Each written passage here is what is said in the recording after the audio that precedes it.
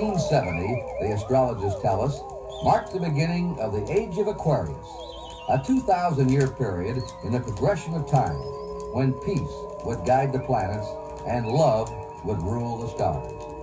A period of calm and serenity, which meant, of course, that the world of sports in 1970, like everything else, would prove to be unusually quiet, calm, and serene.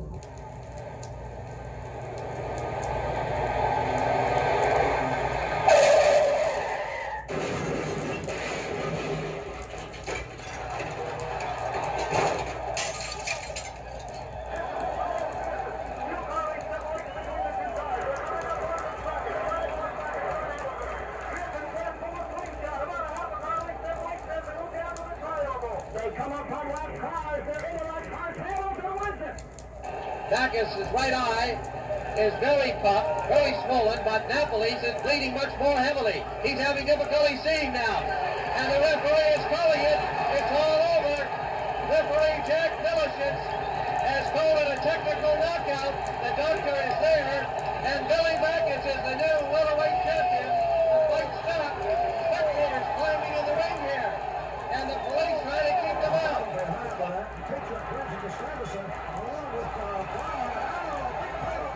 Sanderson at the bottom of the pile.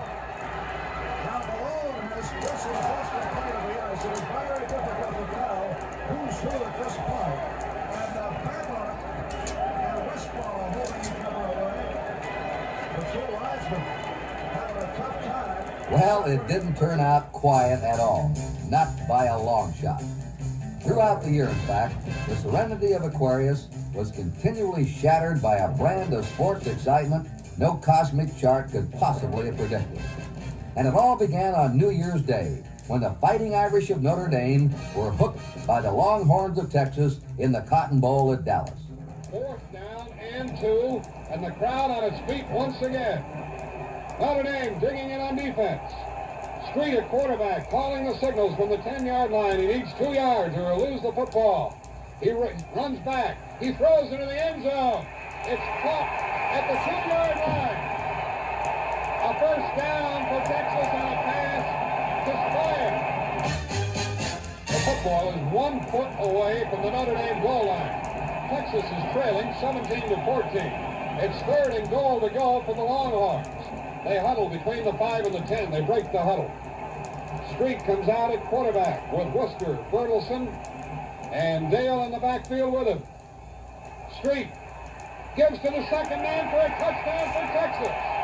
There's a flag down, touchdown. Offside against Notre Dame declined, and Texas has scored with 1:08 remaining. Was this any way to greet the Age of Aquarius? Maybe not. But the eyes of Texas were upon that national championship, and there's nothing quiet about Texans when they want to be number one. 2 weeks later, the Kansas City Chiefs took on the Minnesota Vikings in the 4th annual Super Bowl. For the 2nd year in a row, the underdog AFL team upset the NFL favorites. It was hail to the Chiefs as Len Dawson and company laid those purple people eaters out in lavender. And the Chiefs now will go for a long-range field goal. Jan Stenerud comes in the ball game. Holding again will be quarterback Lenny Dawson. The ball is down. The kick's up. It's end over end. The boot is up and long. It's good. A 48-yard field goal is good by Jan Stenerud with 6:52 to play in the first quarter. Richardson wide left. Again, the Chiefs with 2 tight ends, and the running backs are split. 3rd down and 5. Running play coming to Garrett on a trap. Touchdown. Garrett scores from the 5. Dawson, quick count. Dawson throws sideline pattern. Taylor moves. 25. He cuts back. 20. He's going to go.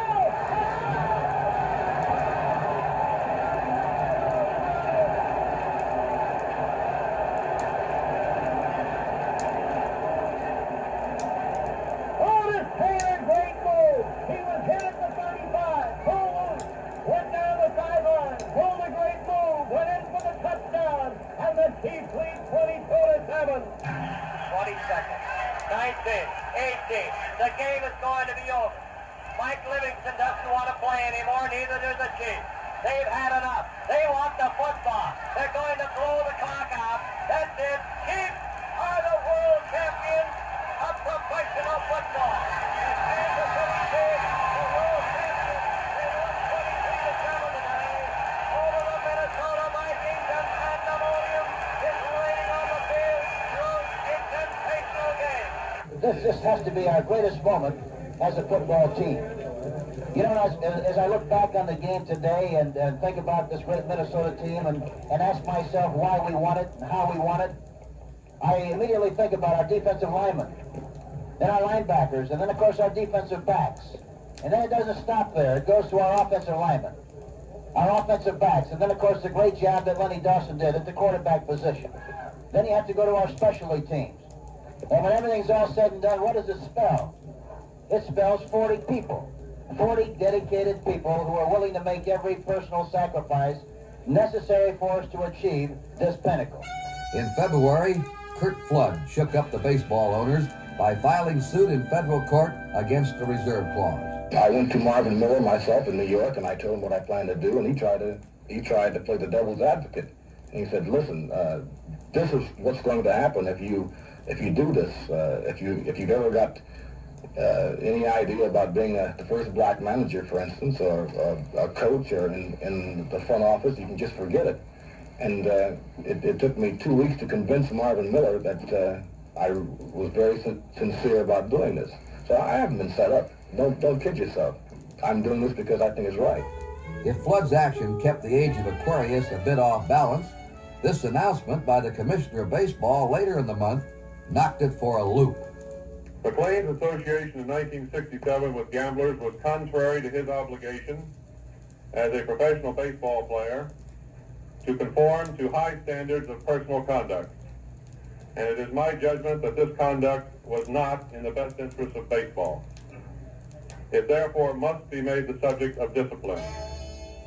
Denny McLean admitted to the charges and, as usual, had plenty to say to the press. I was on the 20th floor in Kuhn's office, and I was standing by the window when he told me I was indefinitely suspended.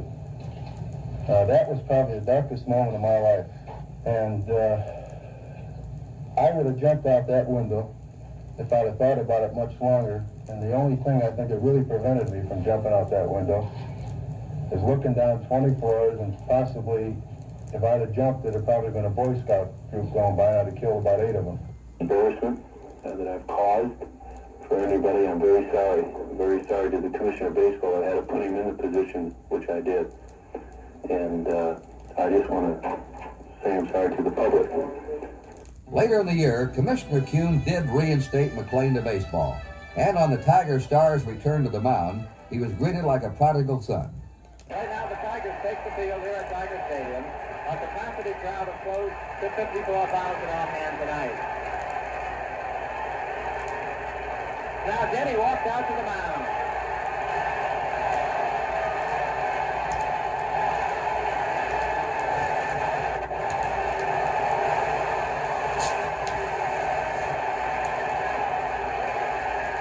Well, you hear the cheers for Denny McLean, a couple of boos mixed in. You always hear the boos a little bit louder in a crowd. One boo can make up for 10 cheers, but there are surprisingly few boos. You can barely hear them.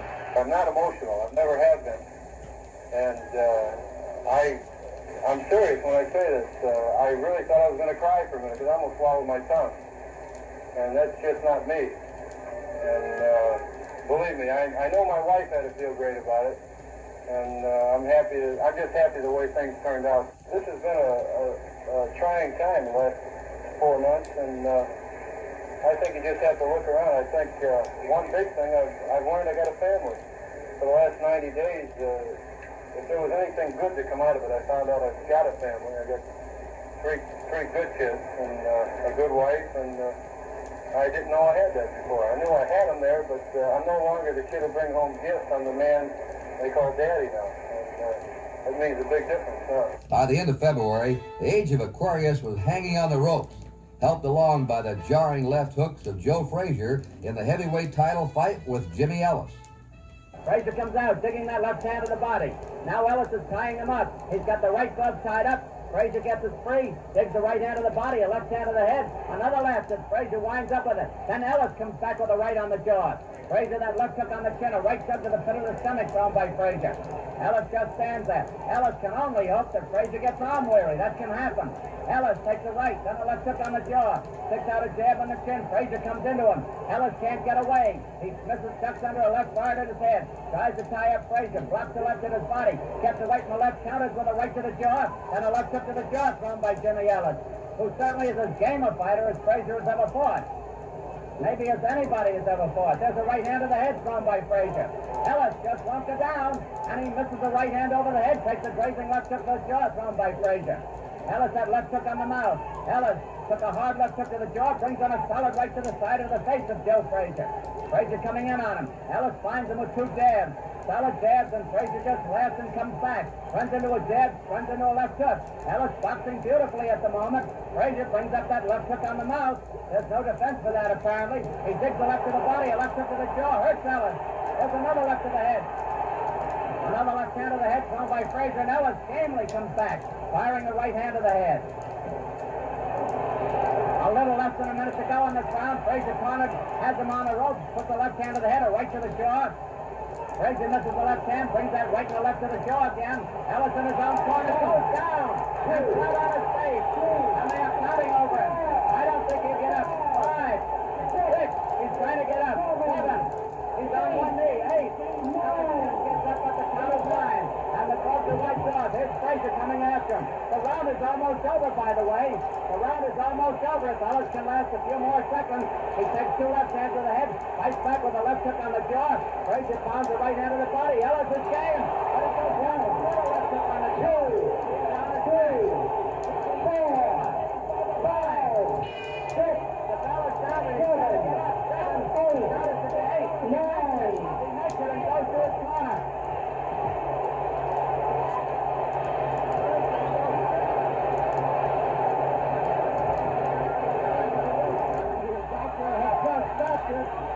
The fight is over. The fight is over. Joe Frazier is the heavyweight champion of the world. Angelo Dundee, did you stop the fight, Angelo? Yes, sir. Jimmy, I'm sorry you didn't do better. You were a game fighter. There's no question. The winner! And good luck. You'll be back. I know you will. I know you must be disappointed, Angelo. Well, this guy landed a tremendous left hook and it turned the tide of the battle. So Jimmy had nothing to go with. I was going to let him go out. Of course not. Well, thanks. That's a real manager who really takes care of his fighter. Now we're going to try to get Joe Frazier. Joe, congratulations, boy. You are something. Well, I try to be the best fighter in the world. And I think maybe a year or two I'm going to turn him in and find something else to do. In a year or two, if you keep going, there won't be anybody to fight. Hey, how about that? One more question. Now, Ellis looked pretty good in the first round. Did it bother you? Well, it didn't bother me at all because I see I can hit him with jab. After I can hit him with jab, I know good and well that he couldn't stand up much longer. Now, you talked to him a couple of times. What did you say? I said, you can't hit, sissy. I said, I'm take your best right hand. You ain't got nothing. In March of 1970, UCLA, this year without the tall talents of Lou Alcindor, still had enough to win its 4th straight NCAA basketball title. Foul to Morgan again. Morgan with Battle East State falls down and gets the ball over in the corner to McIntyre, who shoots, and it's no good. Rebound taken by Wicks. Between now, roll checked in front court to Bibby. He's in front court to Valley, baseline, underneath Bibby. Beautiful. Owens on top, first time with 1:20 to go in the half. 37-36. Bibby cutting from the right. All right, Bibby's first 2 points of the night. Okay, now 37-36 Bruins. 78-67. Missed by Andy Hill. Rebound taken by Jacksonville by Greg Nelson. Up court, Wedeking behind the back dribble bit. Off to the left, long outside cast. It goes, and that's from McIntyre. 78-69, full court pressure. Schofield, and in for a driving layup, John Eckert. 80-69, 7 seconds, 6 seconds, 5 seconds. There's a cast up there that does not go through seconds. Out it comes, another throw up, and it will not go. End of the ball game. UCLA has done it again. For John Wooden, his 6th NCAA championship for UCLA. Steve Patterson down there being hugged by the Song Girls. It's a great moment. And at the NCAA Outdoor Track Championship at Drake University, a flash by the name of LaCory streaked to a 3.596 mile. Well, it's been a good season so far this year, and a win here would sure make the season a success. It'll be memorable to me. And now taking the lead is Hector Ortiz of Western Kentucky. His best time ever as they go into the gun lap was a 4:004, and now Hector Ortiz has moved out in front, and Marty LaQuarrie starting to move up after him. Dennis Savage hanging on in third place. It is LaQuarrie closing in on Hector Ortiz of Western Kentucky, and going down the back straight, here goes Marty LaQuarrie. LaQuarrie has the lead. The NCAA meet record is 3:57.7, set last year by Marty LaQuarrie in winning at Tennessee, and he's putting it out now. Dave Waddle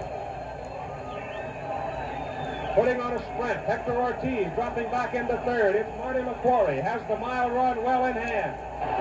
It is Marty LaQuarrie. It is David Waddle. LaQuarrie wins it. Waddle is in second place. And Howell Michael of William and Mary takes third. And the unofficial time, 3:59.6. Marty LaQuarrie repeats as the mile champion. In the same meet, Ralph Mann of Brigham Young set a new world's record for the 440 hurdle. That's settling in. We're just about ready. And it is a good start. NCAA meet record 49.6. Man's best is 49.4. It is West Williams, San Diego State. Wayne Hartwick, Wayne Collette on the outside, running in lane 8, hard up against the stadium. One of the most difficult places to run. But Collette would appear to have the lead as they come through the turn. Actually, a little bit of a short. And it's Collette. It is Collette next to the wall. And Ralph Mann, BYU. And Ralph Mann has the lead. Collette in the sprint. It is Mann. It is Collette. It is Mann. Ralph Mann of Brigham Young University has just won the 440-yard hurdles, beating Wayne Collette in a sprint to the tape. And listen to the time. 48.8. It's official, a brand new world record in the 440-yard hurdles.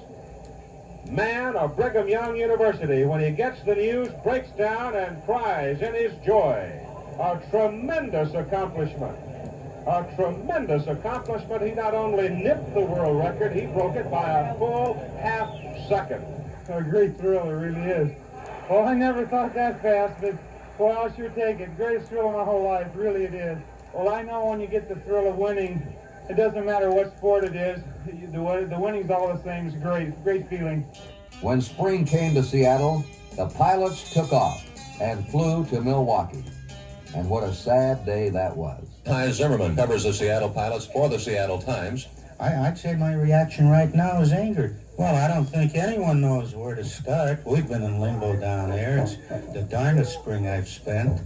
And you sit and think about it, and the overt situation would point to the fact that Soriano brothers and Bill Daley, more the Soriano brothers, are in trouble.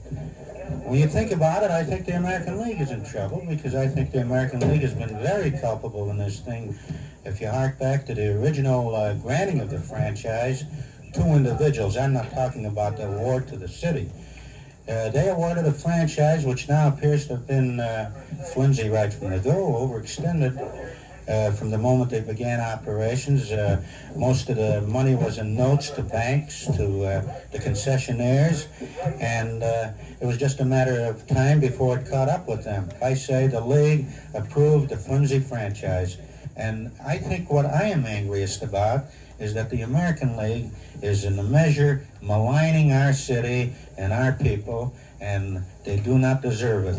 Springtime is Stanley Cup time, and Bobby Orr and the big bad Bruins were busting out all over. Brown loses to Hodge. Puck is loose. Hodge out front. Casper. Oh, what a nothing lead. Espo right out front. Espo. It's 20-0. Esposito has scored his second goal of the night. Orr the rebound. Orr gets by Stewart. A great move. What a shift. Across to McKenzie. Back to Orr. Shot. A great shot by Orr that never left the ice and beat Jackman through a screen. It's 3-1 Boston. At center ice, it's Bobby Orr. Marcotte off for tripping. Orr going through, a shot. Oh! And Bobby Orr has scored a short-handed goal for the Bruins. Park trying to keep it in the zone. Can't do it. Kicked ahead for Sanderson. Sandy going in. Shot. Oh! Two short-handed goals on one penalty. The loose puck out front. Esposito scores! It's 6-1 Boston. And for Espo, the hat trick. Centering pass. Shot. Oh! And McKenzie has tied it up. A blistering bullet that Sawchuk still hasn't seen. McKenzie out to Stanfield. Disick on the left wing. Moving through. Shot. Goal! And the goal is 3-2. Or checked by Tkachuk. Gets away from Tkachuk, and he's got the puck. Using Malone as a screen into Westfall. Cutting through. Goal! It's 5-2. Bruins have reached the Stanley Cup Finals by beating the Rangers 4-2 in the playoffs and scalping the Blackhawks 4-0. On the faceoff, Cashman digs it out. In tight. Shot. Goal! Wayne Cashman gets a big go-ahead goal for the Bruins. Bobby Orr legs it back up through center ice. Cuts deep. Goes behind the net. To Esposito. Shot. Goal! Here comes Makita. Across to Magnuson. Shot. Great save by Jerry Chambers, and he ties it up. How he got that glove on that shot, I'll never know. Still going to Bobby Hull. Back in front. Great stick save by Chambers. Here's Keith Magnuson out of the Chicago zone. Feeds Bobby Hull through center ice. Hull tied up by Don Marcotte. Goes into the boards in the Boston corner. Centering pass across from Denisov to Magnuson. He drives. Kicked out by Chambers. Brian Campbell shoots, scores. 2 seconds showing on the clock. The Bruins lead it 5-4. Face-off, backhanded by Westfall. It's tied up at the buzzer, and the Bruins are Eastern Division champions. The end came in typical Bruin fashion. In sudden death overtime on a goal by Bobby Orr. All set to go. Sudden death overtime. The Bruins and the Blues tied at 3-3. Sanderson draws with Berenson. Puck skips inside the St. Louis line. Carlton goes for it with Ecclestone back checking. Out front, cleared by Talbot, but kept in. Ari's shot is blocked by Talbot. Sanderson's drive is wide. Ecclestone the rebound, but it's kept in by the Bruins. Ari to Westfall. Sanderson's drive again is wide. Kept in by Orr. Orr feeds Sanderson behind the net. Back to Orr. He scores!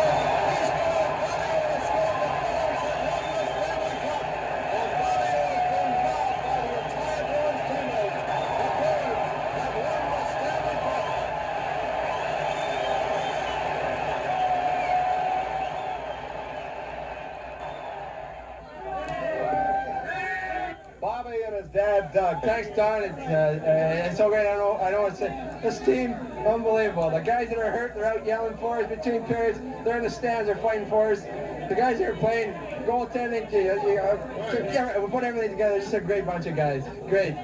This is the happiest day of my life. This is the happiest day of my life. I couldn't wish for anything else.